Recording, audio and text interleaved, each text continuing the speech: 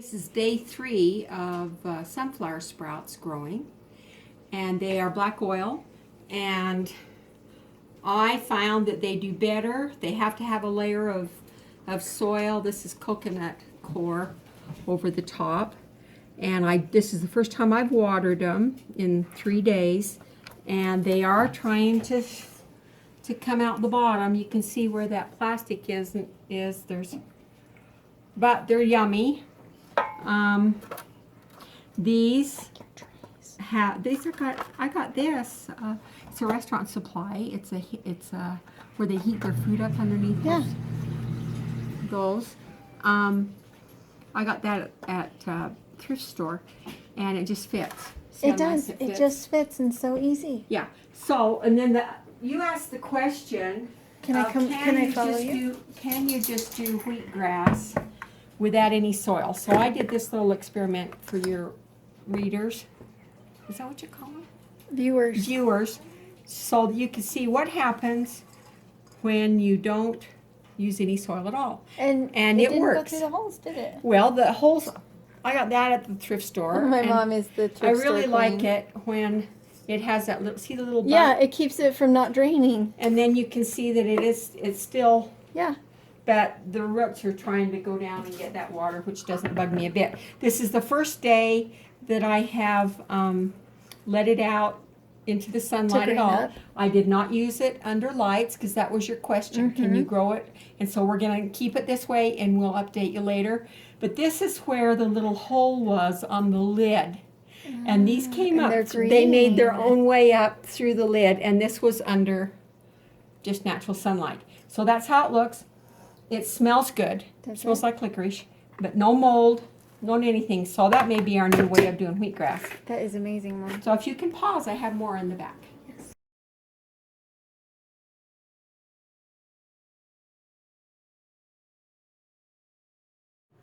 Ready? Now these are the sunflowers I haven't watered yet, so you can see the difference. See how they have pushed up on the soil, and see how this is dry.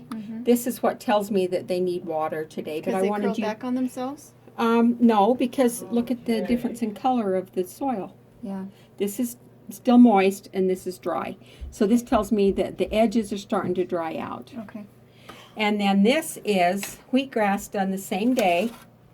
Oh, they still got a lot of moisture in them. Yeah, and it's had this lid on it. You keep the lid on it because then the darkness makes it get kind of go for the light, and they get Okay. longer faster. Okay. Otherwise, they take their time, just kind of like out in nature. They take a long time to get up. So then, I did try that, It's pretty. and it is pretty, and we've been grazing off of it, but I can feel just by putting my hand to it that it needs some water. And you can look here and see that it needs water too. See the difference in the color, how it goes? So I did have one kind of thought that I want to say was, don't overthink this. If ever you want to try this, don't overthink it. It's not hard, and use what you have and have fun with it and learn, and use stuff that isn't expensive so you don't mind. This is the first time I've taken this off, and that's what it looks like with Wow. no... Look at all the little can you guys see that? Micro rootlets. Do you see the little rootlets on them? Yeah, and if you get are you getting the roots too there? That is amazing. And this is how I did this, is I used some of that baby blanket, Uh-huh. and then this is just one of those things, A broiler. a broiler pan, and I got them at the thrift store. Because I like the thought That they can that breathe. they can breathe, and that, let's see how much moisture's under here. A little bit, see? And have you tasted the difference between the sunflower seeds that have the dirt on them and The only thing that we did was the peas and the lentils, and you can taste them, and I did taste the difference, and they weren't as bitter. so do you ever run out of these mats and not have do you have any mats that you don't need right now? I have a piece of mat right here. You want to take some home? No, the What'd you already want? grown seeds. All my seeds are planted. Did you want to, what you want to I taste? have a mama rabbit that I want to take this to because she's nursing, Well, can and I I was just tell thinking you? Oh, what I'm saying is you can take them all. that is so much better You than can last take time. this and this and this with you. You can't take the wheatgrass. But why don't you take those home with you? I would take these home and give them to my bunnies. And this coconut stuff, I don't think it hurt them. But can we water them before we have you take them in your If you want car? Or do you want them going dry so they're not drippy? It doesn't. Cold water.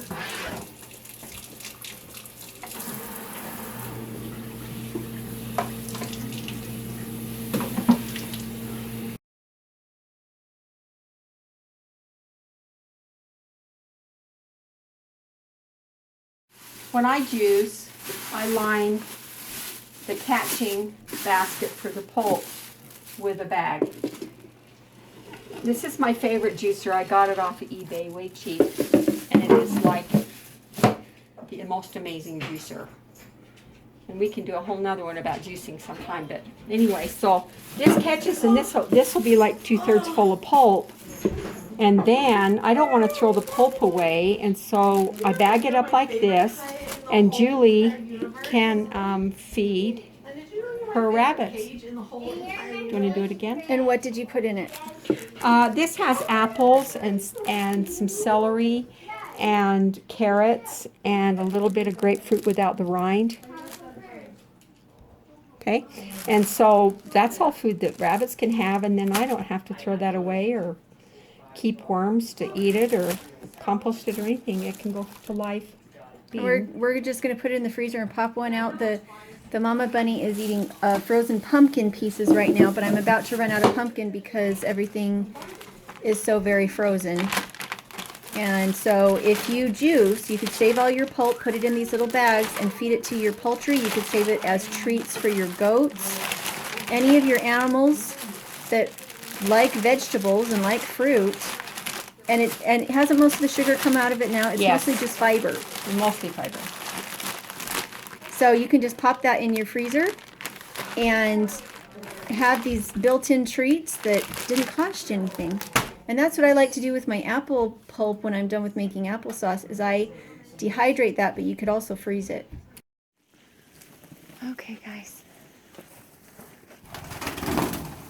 I came out to give them water because as the temperatures go down a little bit, it all freezes, as you can see.